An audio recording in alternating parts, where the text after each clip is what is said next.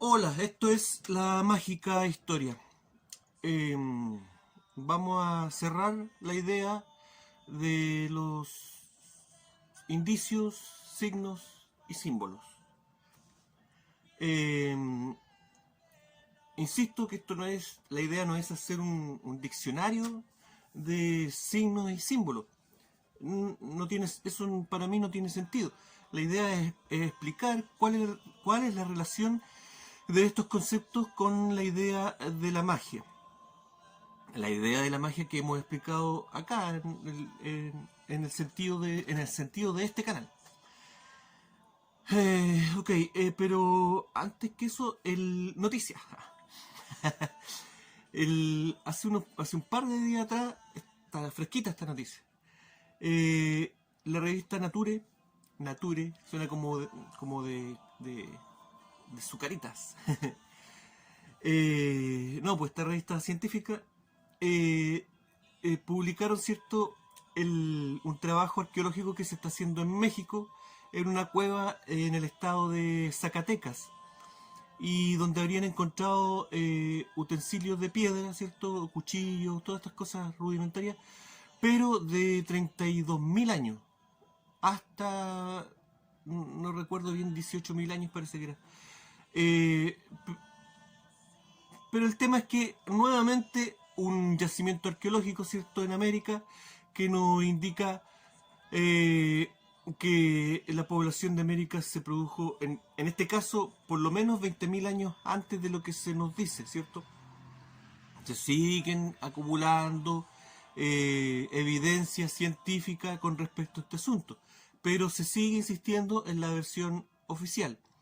Hay más de 20 lugares arqueológicos que entregan pruebas de que el poblamiento de América habría sido anterior a lo que nos dicen. Por lo tanto, hay un montón de ideas que se pueden sacar a partir de ahí. Pero, insisto, si todos estos descubrimientos, todos estos trabajos que son sumamente caros y donde trabaja harta gente, el yacimiento mexicano es bastante grande, importante. Pero si no se da a conocer, si no se publicitan estas cosas, no se avanza en el tema. En fin, vamos a dejarlo ahí. Vamos a seguir, ¿cierto?, retomando ese tema constantemente en el canal. Vamos, símbolos, ¿cierto? Lo que nos queda. Eh, Antes dijimos, ¿cierto?, que los signos estaban... Oh, mi gato se puso... Se puso... Los signos, ¿cierto? Decíamos que los signos son algo así como un sinónimo de señales, ¿cierto? Señales en el camino. Nos habla la tradición Rosa Cruz. Eh, y la etimología misma de la palabra nos corrobora ese concepto, ¿cierto? De signo, una señal en el camino. Ya que la raíz de la palabra en latín, ¿cierto? Significa algo así como marca, ¿cierto? Pero también tiene que ver un poco con la idea de seguir algo, ¿cierto? Estandarte para los romanos, el estandarte era un signo. ¿Mm? No tiene mucho que ver, pues, ¿cierto? Marca, señal con seguir. Bueno, esta palabra también tiene su homónimo en una palabra de raíz indoeuropea. Signo, no sé cómo será. El tema es que aquí en esa raíz, ¿cierto?, más al este, ahí sí significa seguir, ¿ok? Y a partir de esa raíz vienen muchas eh, palabras también asociadas, ¿cierto?, a signo como señal o marca o como seguir algo, ¿cierto? Persignarse. Eh, Secta también viene de ahí. Eh, Secuela, secuencia, seguir, proseguir, conseguir, asignatura, ¿m? La asignatura, ¿cierto? nos están diciendo ahí qué asignatura escogiste, ¿cierto? ¿Qué estudio de signos, ¿cierto? Asignación, asignar, eh, insignia, ¿cierto? Todo palabras que provienen del término signum o signum, dependiendo si es latín o indoeuropeo, ¿ok? Pero nos toca hablar de los símbolos, pero ya vemos de que la misma etimología de signo, ¿cierto? Trae en sí este concepto de un elemento que tiene un significado oculto y que se puede seguir estas pistas en el camino, ¿ok? Decíamos en el otro video, eh, que cuando comienza la civilización, ¿cierto? Cuando el hombre deja de ser un cazador, un nómada, cazador-recolector, ¿cierto? Y se comienza a establecer en ciudades, ¿cierto? Las ciudades crean un montón de necesidades nuevas para el hombre, ¿cierto? Necesidades de comunicación, necesidades de acumular cosas para poder sobrevivir y por lo tanto necesidad de empezar a contar cosas, estas cosas. Decíamos, ¿cierto?, que así también nace un poco las matemáticas, o por lo menos como la historia que nos dicen acerca de las matemáticas, ¿cierto? De que habría evolucionado junto con la civilización, junto con el urbanismo, y que habría comenzado desde lo simple a lo complejo, ¿ok? Pero esto, ya, esta es la parte oficial, pero también deja muchas preguntas, ¿cierto? Por no decir que deja mucho que desear, ¿ok? Porque claro, o sea, se debe entender entonces que la civilización, a partir de cosas sencillas, ¿cierto?, evolucionó a cosas más complejas. Pero no siempre se da esto, ¿ah? Y en civilizaciones muy antiguas, ¿cierto? En Egipto, en América, en el Medio Oriente, en todo el mundo, hay ejemplos de civilizaciones, por ejemplo, con arquitectura muy compleja. ¿Sí? Arquitectura que es imposible que se haya podido realizar con conocimientos de matemáticas simples. Nos dicen que ni siquiera tenían el conocimiento del cero, o que contaban solamente con números naturales, no existían las fracciones para estas culturas, no tenían geometría compleja. Por lo tanto, eso hace muy intragable el hecho de que esta arquitectura corresponda con la cultura, el nivel cultural que nos quieren dar a entender, ¿cierto? No sé, es cosa de tener dos dedos en la frente. Pero eso es lo que nos dice, ¿cierto? De que a través de comienzan las primeras ciudades, esto genera necesidades, ¿cierto? Genera personajes nuevos. Se inventa la cerveza y eso aparecen los primeros borrachitos. Aparece el fenómeno de la indigencia, que no existe en el mundo nómade, ¿cierto? En el mundo nómade todos somos un clan, todos nos alimentamos y si no hay comida, todos nos morimos de hambre. Pero en el caso de la ciudad, de la urbe, ¿qué pasa con un ser humano que queda abandonado, al margen, ¿cierto? Que ha botado.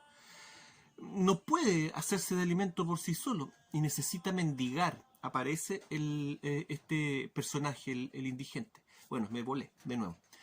Ok, pero el tema más o menos general es ese, que nos dicen de que de lo simple a lo complejo, ¿cierto? Lo mismo pasa con el vocabulario.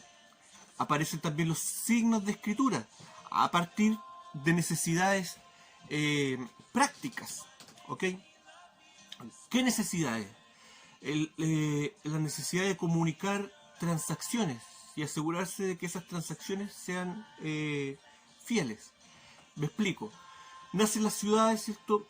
Las urbes separadas a veces por kilómetros, por grandes extensiones de terreno. Y qué sé yo, yo soy el dueño de una caravana. ¿Ah? Y envío, pero no puedo viajar. Y envío mi caravana, ¿cierto?, con mi gente de confianza. Y conozco a la persona con la que voy a hacer la transacción en otra ciudad. Pero la gente que envío o es muy tonta o es muy pilla. Entonces no confío en ellos. Entonces, ¿qué hago? Necesito escribir algo, necesito inventar la escritura, ¿cierto? Y eso es lo que se ha encontrado en las primeras tablillas, son transacciones comerciales o para contar cosas. cantidad de cosas, no un cuento, no contar un cuento. Entonces, qué sé yo, y mando una tablilla de arcilla, ¿cierto? Con un código en letras, en signos de letras, para mi homónimo en la otra ciudad, ¿cierto? Que también es educado como yo. Y le digo, aquí van los corderos que te quedé debiendo, mándame de vuelta, ¿cierto? Los barriles, las ánforas de cerveza que necesito, en tal cantidad, ¿ok?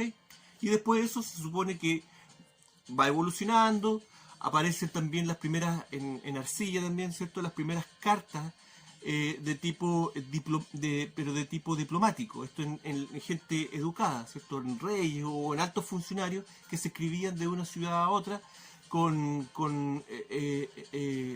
qué sé yo, querido hermano, eh, recuerdo toda la amistad, en recuerdo de la gran amistad y el cariño que nuestras familias han tenido, y todos los favores eh, eh, que mi familia ha tenido, ¿cierto? Con la tuya. Te recuerdo todo esto y te hago saber de mi gran necesidad, que me envíe 200 matones para que pueda eliminar a mi enemigo que me está acosando ahora. No sé, cosas así. Y ya se veía, ¿cierto? En esta salamería, las primeras manifestaciones a través de la palabra escrita, ¿cierto? Demostrar sentimientos, ¿ok? Y después, más adelante, ¿cierto? Ya ideas mucho más complejas, ¿ok? Aunque esto obviamente tampoco, así como las matemáticas, tampoco cuadra mucho con lo que hay. Por ejemplo, no sé, pues si la epopeya de Gilgamesh, que se considera que es como la primera ficción, ¿cierto? O novela de la historia, y que la parte donde el protagonista, ¿cierto? Muere su amigo Enkidu, ¿cierto?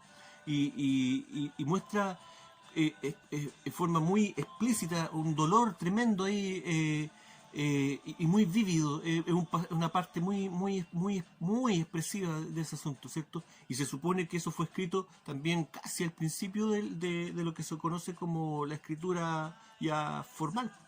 Entonces, ahí tenemos un ejemplo de algo que expresa ideas complejas, en fin.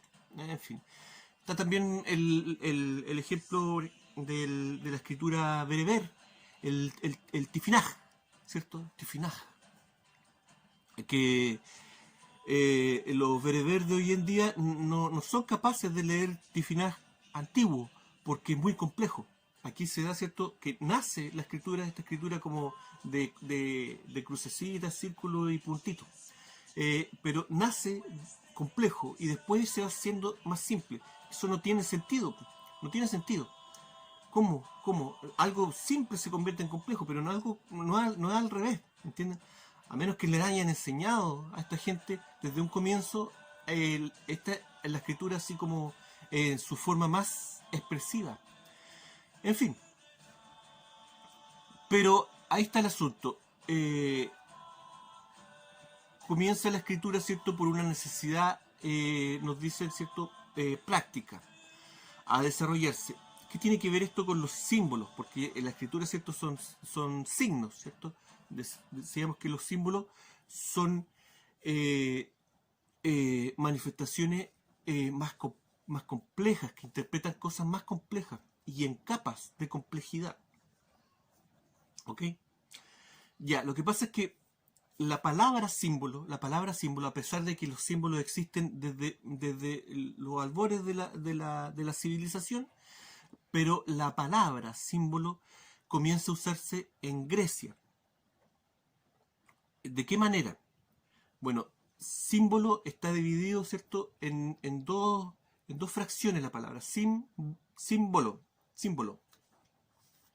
La primera eh, quiere decir algo así como traer, retener. ¿Me entienden? Algo así. Y bolo, la terminación bolo, quiere decir lo contrario, lanzar, arrojar. Como el discóbolo, ¿cierto? De los griegos, el lanzar el plato, el discóbolo, lanzar el disco, el plato. O, diablo, ¿cierto? Lanzar, ¿qué cosa? Mentiras, engaños, ¿cierto? Ahí está el poder, ya lo vimos en otro video, ¿cierto? El poder de la mentira, el poder destructivo de la mentira, el poder del diablo, ¿me entienden? Pero acá símbolo, retener y lanzar.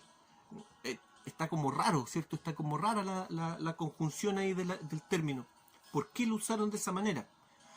Bueno, porque la palabra se creó para representar el símbolo, era un objeto que dos personas lo rompían, ¡paf!, por la mitad, ¿cierto?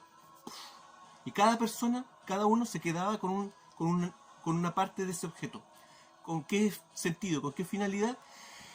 Vimos, ¿cierto?, que la escritura se inventó un poquito para transportar mensajes a distancia, ¿cierto?, cuando el sujeto no confiaba mucho en su gente. Bueno, este sistema, el símbolo, se creó cuando estas transacciones, estos negocios eran más tránsfugos todavía, ¿me entienden? Ya era un tráfico de algo, ¿me entienden? O algo ilegal, o algo peligroso, ¿me entienden? Y que se necesitaba un secretismo mayor todavía que el de las simples palabras escritas, ¿ok? Entonces, eso era el símbolo, qué sé yo. Rompían este asunto y yo tengo el signum, ¿cierto? Yo me quedo con esto, que es el signum, la señal, la seña. Y tú te quedas con la contraseña, ¿ok? Y entonces tú vas a ir a tal ciudad en donde yo tengo una bodega y los guardias, con tú presentando la contraseña, te van a dejar pasar, ¿ok? Pero era algo secreto, ¿ok? La misma idea, por ejemplo, se plantea después con el cristianismo, con los primeros cristianos, ¿cierto? En donde para reconocerse un cristiano comenzaba a hacer un dibujo, ¿cierto? Una cruz, y, y, y el otro cristiano, ¿cierto?, terminaba de formar un ancla, ¿cierto?, un símbolo del cristianismo. Ah, tú también eres cristiano, ¿entienden? Y compartían esa información secreta. O uno empezaba a dibujar el ojito y el otro terminaba la colita del pez. Ah, eres cristiano, ¿entienden? La misma idea del símbolo, ¿cierto? De la seña y la contraseña. ¿Mm? Entonces el símbolo nace, o por lo menos la palabra nace relacionada con cosas secretas, ¿ok? Los símbolos luego comienzan a adoptar motivos religiosos, ya no es tan práctico su uso, ¿cierto? Cerrado solamente a un tema de comerciantes ilegales, sino que comienza el símbolo a ser utilizado para representar ideas, también conceptos, pero todo de forma secreta, ¿ok? Y que tienen, claro, una visión pública, ¿cierto? Pero también tienen una visión eh, secreta. Comienzan a aparecer los símbolos religiosos, que ya venían de antes, pero a partir de este periodo greco-romano comienza a ir a la par de un cierto grupo de personas que tenían este conocimiento, que eran entrenados en cómo utilizar los símbolos para entregar conocimiento y para recibir conocimiento. Y aquí nuevamente el concepto de la etimología de la palabra nos da el significado mágico del asunto, al igual que en signo, ¿cierto? Que es una señal, pero que también es una señal que se sigue, una señal que está en el camino y que se sigue.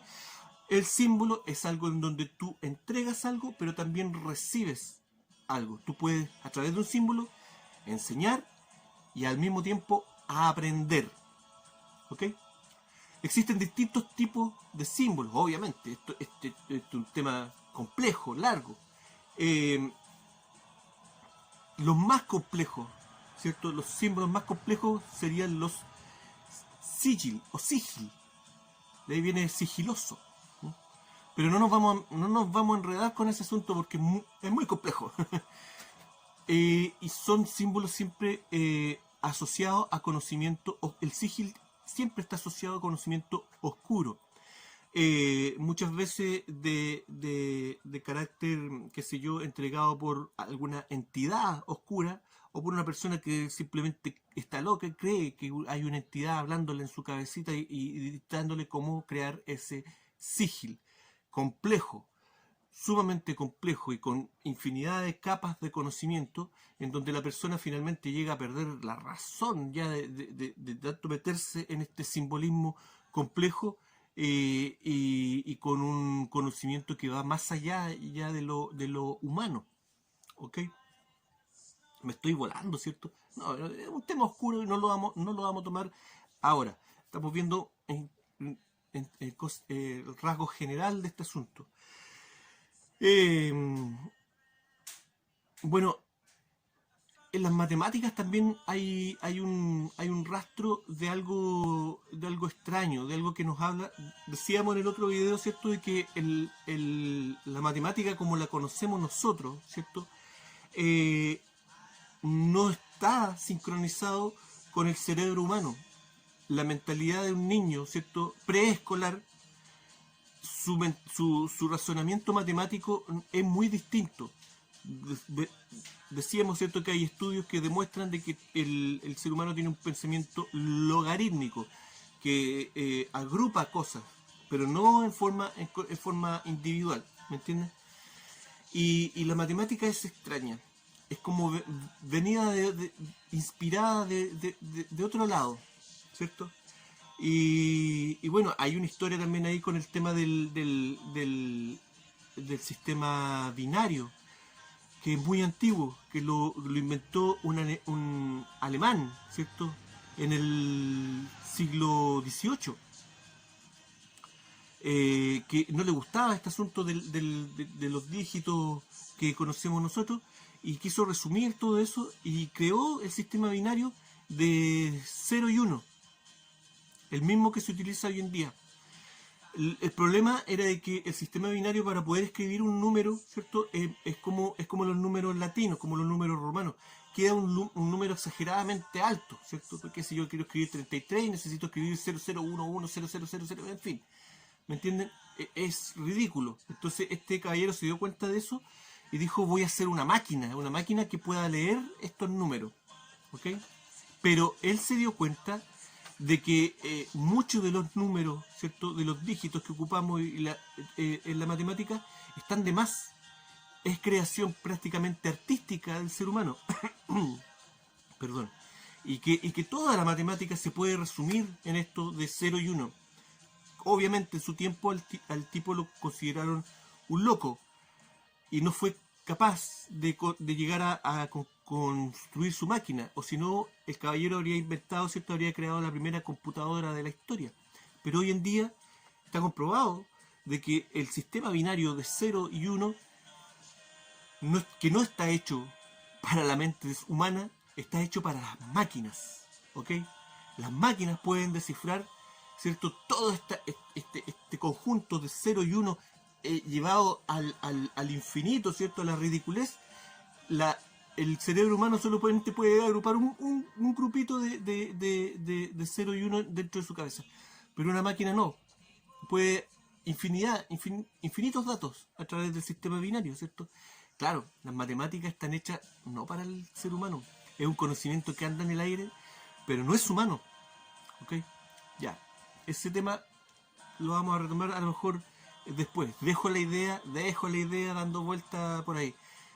Claro, una conciencia que anda en el aire, ¿cierto? Y que se digitalizó a través de nuestra tecnología, que pensamos que nosotros la creamos, o en realidad nosotros estamos trabajando para otra conciencia que está por ahí, y que entiende el mundo a través de este sistema binario. Ok, dejemos ese asunto hasta ahí, me volé de nuevo. Dijimos, me perdí. Bueno, se va, esto llega hasta hoy en día, ¿cierto? Y hoy en día los símbolos complejos nos enseñan en el colegio algunos símbolos, por ejemplo los símbolos de la tabla periódica, ¿cierto? Un símbolo para poder representar un elemento, y un sistema complejo de conocimiento. La religión también crea sus propios símbolos, el arte, ¿cierto? Y en el arte vemos, eh, va a ser el próximo video, no sé, puede ser el próximo o a lo mejor el siguiente o el subsiguiente, no sé. Pero en el arte, ¿cierto? Durante el Renacimiento, ¿cierto? El hombre nuevamente aprende a dejar los símbolos integrados en el arte. Esto lo podemos ver en el cine, en todas las expresiones artísticas y en algo más concreto, ¿cierto? En la publicidad, ¿ok? Los logos publicitarios son símbolos complejos que hablan existe ahí un conocimiento complejo y no solamente eso. La publicidad, ¿cierto? Es una actividad que reúne un montón de conocimientos distintos, ¿cierto?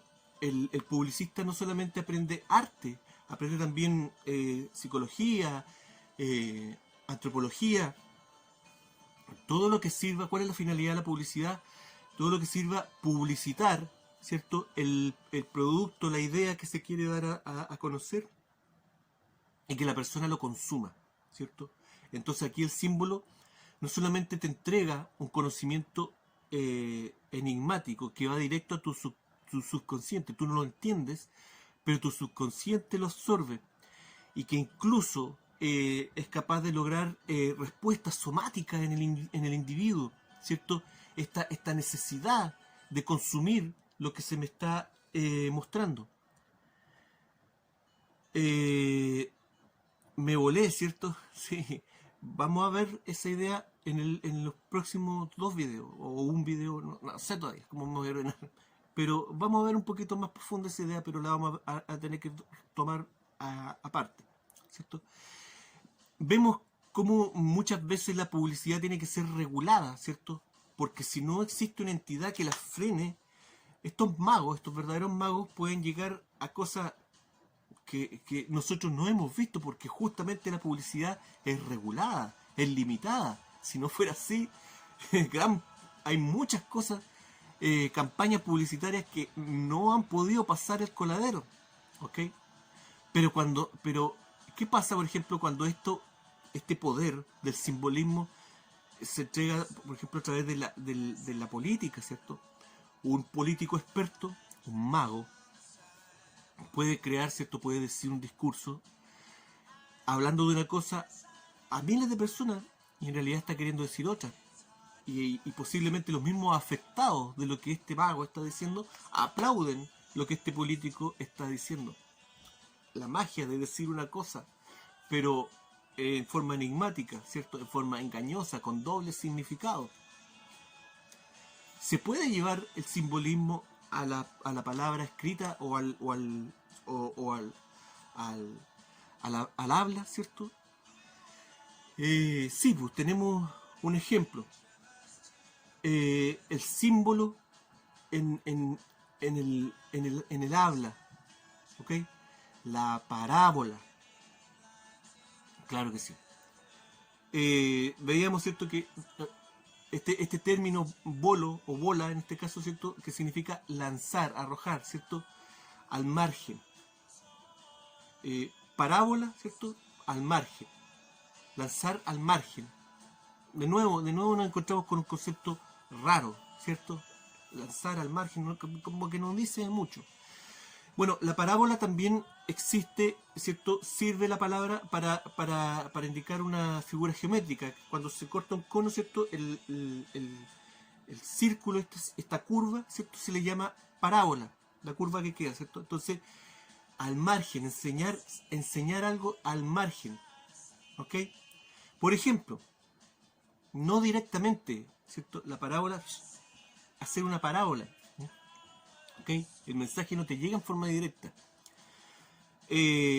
Aquí se va a entender. ¿Quién enseñaba con parábolas? Que obviamente el maestro, ¿cierto? Jesús. Pero los rabinos de ese tiempo, del tiempo de Jesús, ellos no enseñaban con parábolas. ¿Ah? Ellos enseñaban con historias, con cuentos que tenían un mensaje, un significado, un mensaje, ¿cierto? Entonces ellos les decían el cuento a los niños y después ya, ¿cuál es el mensaje de este cuento? Y los niños hablaban del mensaje del cuento. Pero los cuentos de Jesús eran distintos, eran parábolas, ¿cierto? Cuentos que tenían un significado como cuento, pero que también tienen, capas de significados más profundos. Y a veces más de una, dos, tres, cuatro. Y si le busca, hay gente que le busca los significados a las parábolas de Jesús. Y ahí se puede ver de que no llegan a un acuerdo. Claro, porque todos tienen la razón y al mismo tiempo están equivocados. Porque es un símbolo. La parábola es un simbolismo, ¿m? Que lleva capas de conocimiento. ¿Me entienden?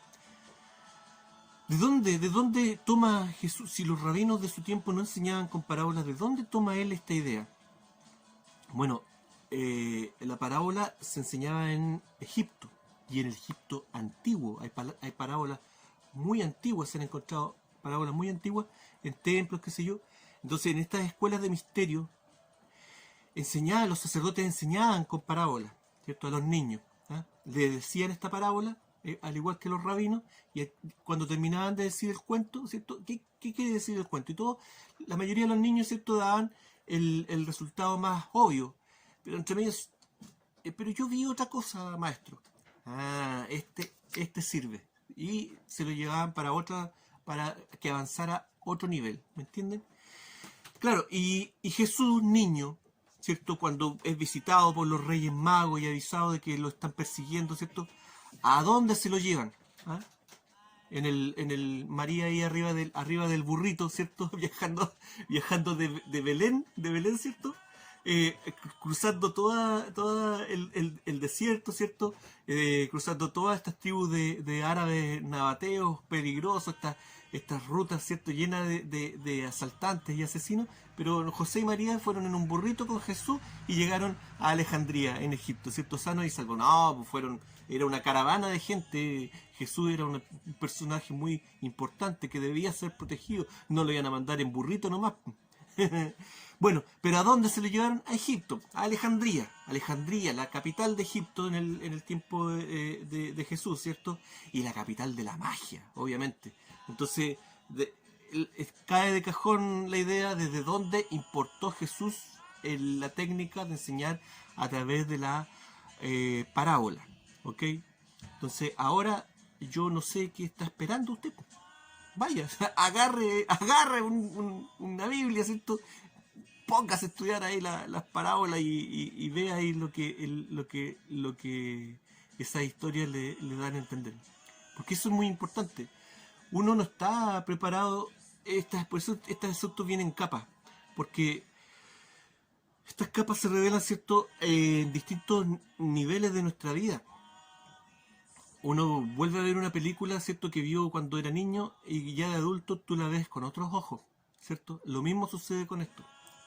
Por eso no es tan recomendable ver cuál es el significado y buscar un video en YouTube, cuál es el significado de esta parábola de Jesús. Lo que importa es lo que a usted le transporta este asunto. Y lo mismo va con el tema de los símbolos, ¿cierto? Un amigo me preguntaba, por ejemplo, por el significado del ojo que todo lo ve.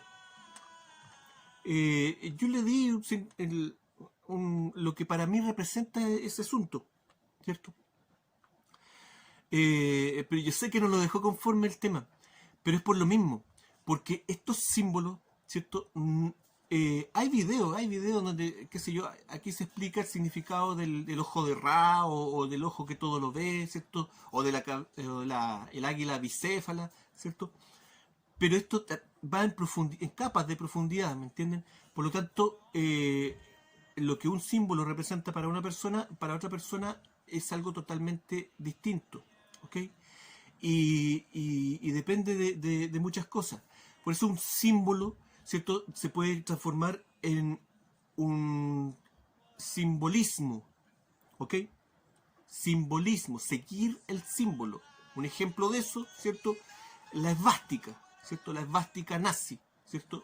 La esvástica, que era un símbolo muy antiguo, asociado a muchas culturas, ¿cierto? Viene Adolfito, ¿cierto? Eh, usando, ¿cierto? Su conocimiento de arte, ¿cierto? Y toma la esvástica y la convierte en un símbolo poderoso. Creó un simbolismo, un símbolo que lo siguió mucha gente. Un ismo, ¿cierto? Fanatismo, ¿cierto? De seguir, ¿cierto? Entonces el símbolo ahí se transforma en un simbolismo a seguir por algunas personas que ven, absorben esta energía, ¿cierto? Consciente o inconscientemente.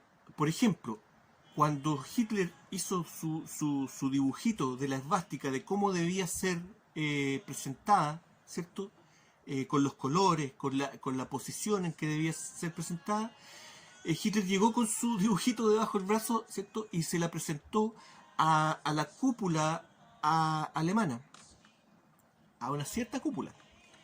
Y estas personas vieron de inmediato, supieron, porque estaban entrenadas para eso, supieron, ¿cierto?, el poder que había detrás de eso y sabían el significado profundo de este simbolismo.